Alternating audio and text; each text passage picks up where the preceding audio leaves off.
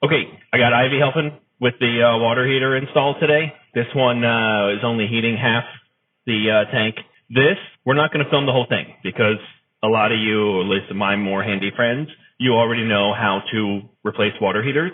This is the part that the most people that I have seen seem to have trouble with, and it's how to drain these things properly and quickly.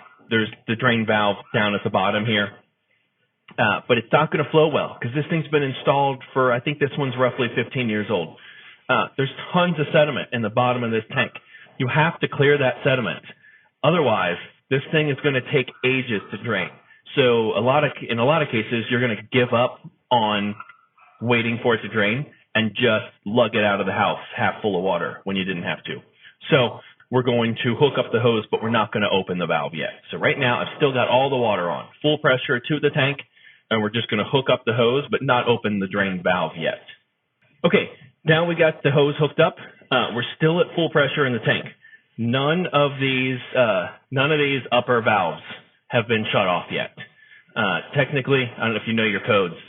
So right here, I go on this little rant about how, according to your plumbing codes, you're not supposed to have this valve or shut off on the outlet side of the water heater because it can build pressure in the heater if you were to close the cold inlet and the hot outlet at the same time and leave power connected to it.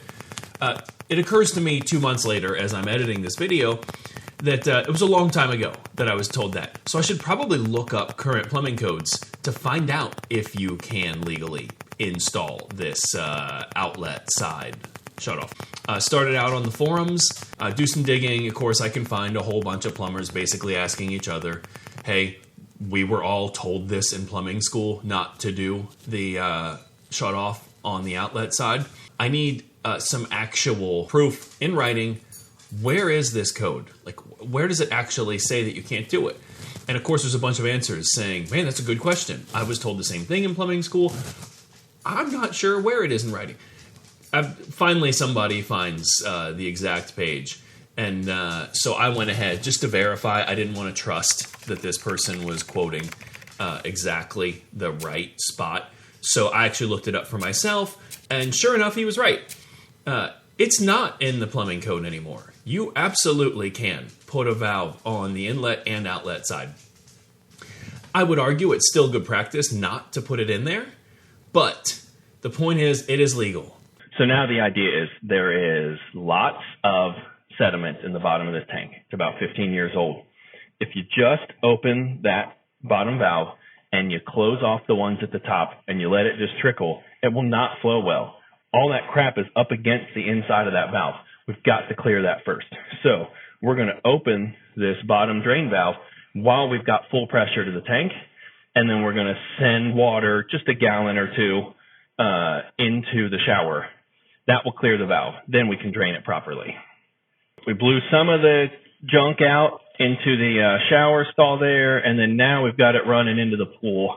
And you can see that now we're getting good flow. We didn't get all the stuff out. Still, some of this stuff here came out in here in the pool room. So we'll try to scrape up all that calcium and not let it fall down into the pool.